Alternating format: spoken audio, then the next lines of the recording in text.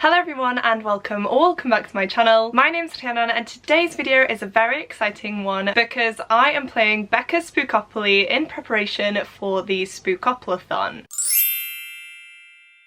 Now don't worry, this is going to be my October TBR, it's just going to be done in a bit of a different way. For those of you who don't know, Becca from Becca and the Books here on YouTube hosts the Spookoplathon every year and it normally happens in September. However, she's gone down a different route this year. I think she's been travelling quite a bit recently, and so in order to be able to dedicate her time to Spookopoly, she has actually turned it into Spookopoly, meaning that this readathon is of course happening over October. For those of you who have no idea what Spookoplathon is, or in this case Spookoplathon, I will have Becca's channel linked down below for you guys and the Spookoplathon 2023 announcement video so that you can check those out for yourselves and gain a better understanding of what the readathon is. But essentially Becca used to have a TBR game based on Monopoly. She doesn't play it as much anymore, however it does pop up every now and again, and this readathon is based completely off of that. Now this is the new board for 2023, and because this readathon's happening in October, we have a lot more spooky prompts. I honestly cannot begin to tell you guys how excited I am for this readathon. It's a readathon that I take part in every year, and the fact that this is a spooky version just has me even more excited. As you can see, I have printed out the physical board. I could have gone down the digital route, however I do like having this, and I do have a reading journal as well where I tend to pop this in and kind of list the prompts and the books that I will be using for the prompts in order to keep track of my progress throughout the readathon,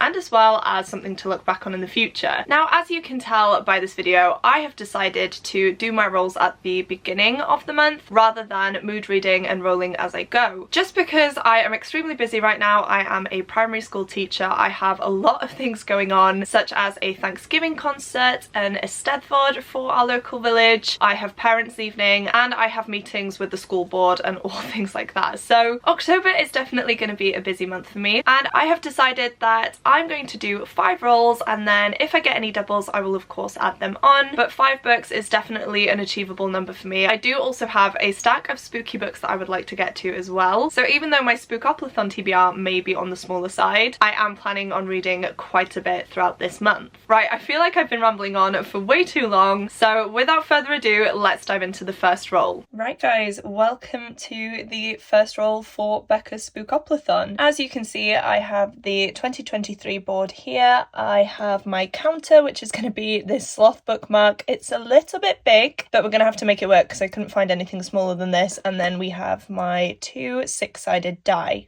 But it's time for the first roll. So we have a 9. 1, 2, 3, 4, 5, 6, 7, 8, 9. Purple.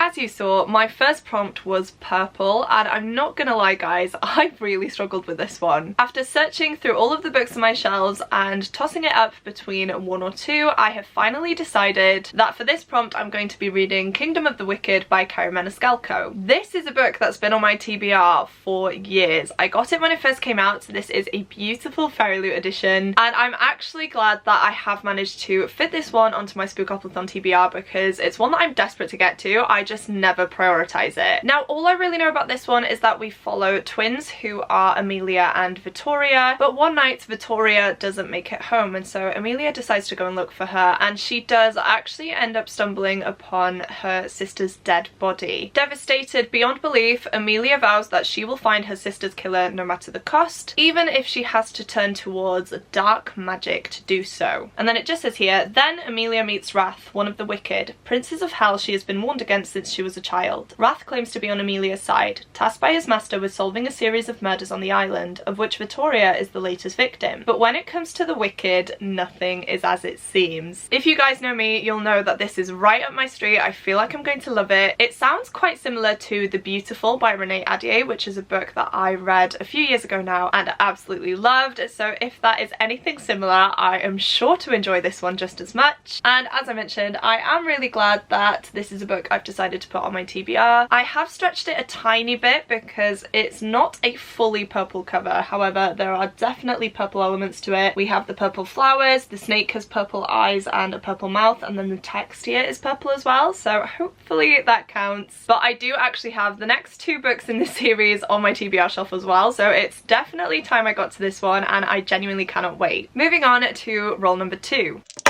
Roll number 2, we have 7. 1, 2, 3, 4, 5, 6, 7. Ooh, Stephen King. This prompt was actually perfect for me, guys, because the book I've chosen is one that I was planning on reading in October regardless, and that is Misery by Stephen King. This is going to be the first Stephen King book that I've ever read, which is definitely exciting but also terrifying. I have seen the film for this, which scarred me when I was younger, I'm not gonna lie, but it's a story that's stuck with me ever since. A lot of people have also said that this is a really good place to start if you want to get into Stephen King novels. And again, it is a book that I've owned for quite a while now, and I have been desperate to read it but very, very scared because I'm not normally good with horror. It's honestly a miracle that I've even watched this film because yeah, it was a terrifying experience, and as I mentioned, it did traumatize me. Hopefully the book isn't as bad though, but I don't know. Stephen King is renowned for his horror books, isn't he? So I don't know what I'm getting myself into here, but I am really glad that I managed to fit this one onto my TBR. In this one, we are following Paul Sheldon, who is an author, and he has actually just killed off one of his main characters in a very popular series because he feels like that series has run its course and he wants to do some real writing, as he would put it. His plans are soon derailed though when he is in a car accident and he wakes up in a remote home in the snowy mountains, and this is actually the home of Annie. And then it just says here, the good news is that Annie was a nurse and has pain-killing drugs. The bad news is that she has long been Paul's #1 fan, and when she finds out what Paul has done to Misery, she doesn't like it. She doesn't like it at all. Kathy Bates in this film was phenomenal, and I am definitely going to be picturing her whilst I read this. I may even watch the film again after finishing this. I feel like that would be a really fun experience, even though, as I mentioned, I will definitely be terrified. But I'm actually really happy that Spookopoly was kind to me on this roll, and that I did get to put a Stephen King book onto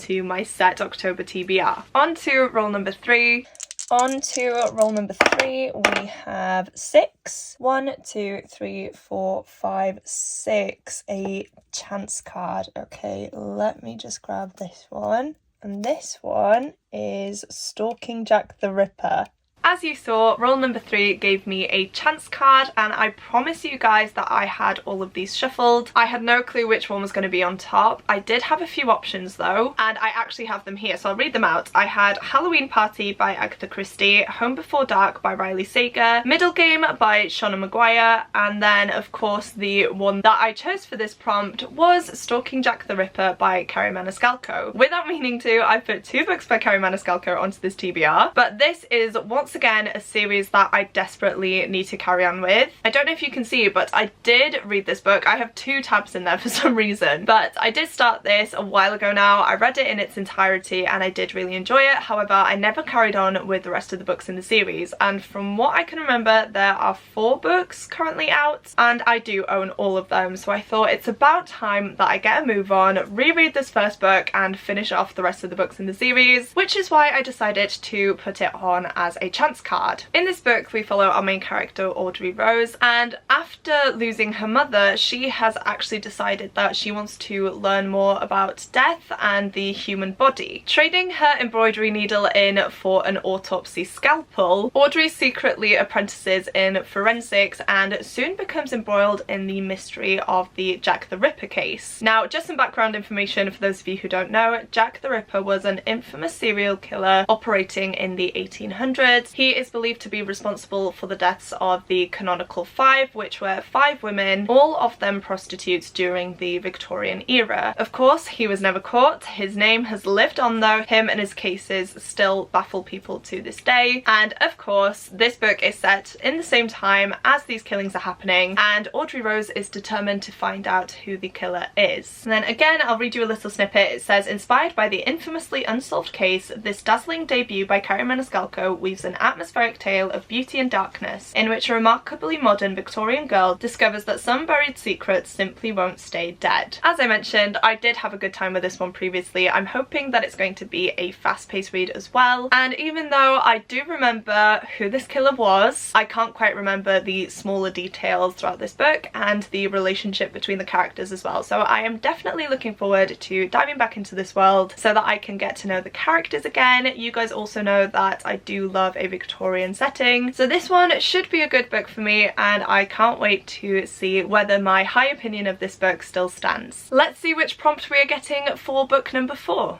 Roll number 4 is 4. 1, 2, 3, 4, and that one is toffee apple. So prompt number 4 was toffee apple, which means that I essentially have to read a book that I think I won't be able to put down, or to read a book that will keep drawing me back in. I feel like I've chosen a book that's perfect for both of those interpretations, and that one is A Dowry of Blood by S.T. Gibson. Now, I actually don't know too much about this book at all, but it has had so much hype recently that I feel like this is one that I'm just going to love. Now, because I don't know too much about it, I am going to read you the synopsis. It says, saved from the brink of death by a mysterious stranger, Constanta is transformed from a medieval peasant into a bride fit for an undying king. But when Dracula draws a cunning aristocrat and a starving artist into his web of passion and deceit, Constanta realizes that her beloved is capable of terrible things. Finding comfort in the arms of her rival consorts, she begins to unravel their husband's dark secrets. With the lives of everyone she loves on the line, Constanta will have to choose between her own freedom and her love for her husband. But bonds forged by blood can only be broken by death. S.T. Gibson's sensational novel is the darkly seductive tale of Dracula's first bride, Constanta. This just has me so intrigued, you guys. I've always loved the story of Dracula, however, I haven't actually read the classic, which is quite embarrassing for me to say, but maybe this will spur me on to do so. I feel like Dracula is just such an iconic figure in literature, and so of course I feel like this is a perfect book for spooky season and Spookoplathon in particular. Now let's jump into what will hopefully be our final roll. And what will hopefully be our last roll, we have 11. 1, 2, 3, 4, 5, 6, 7, 8, 9, 10, 11. A big book.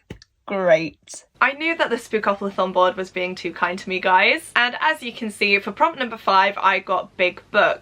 I will say I am extremely shocked that I didn't roll any doubles, but looking for a big book that still gave me those spooky vibes was definitely a challenge. However, there was one book that I wanted to get to this month that luckily fit this prompt, and that one is Middle Game by Seanan McGuire. This was on one of the chance cards, as you saw, and even though I didn't get it for that prompt, I am very happy to be reading it for this one. The page count for this one is 523, so it definitely counts as a big book, and even though I'm looking forward to reading this one, I am very intimidated by it. This is one that had so much hype when it first came out, and I think that's why I've been putting it off, but recently my eyes have been drawn to it on my shelves, and so I just decided to bite the bullet this month and put it onto my set TBR. Again, I will read you the synopsis for this one because I can't for the life of me remember what it's about. All I know is that we follow twins called Roger and Dodger, and that's about it. So it says, meet Roger. Skilled with words, languages come easily to him. He instinctively understands how the world works through the power of story. Meets Dodger, his twin. Numbers are her world, her obsession, her everything. All she understands, she does so through the power of math. Roger and Dodger aren't exactly human, though they don't realise it. They aren't exactly gods either. Not entirely, not yet. Meet Reed. Skilled in the alchemical arts like his progenitor before him, Reed created Dodger and her brother. He's not their father, not quite, but he has a plan. To raise the twins to the highest power, to ascend with them and claim their authority as his own. Godhood is attainable.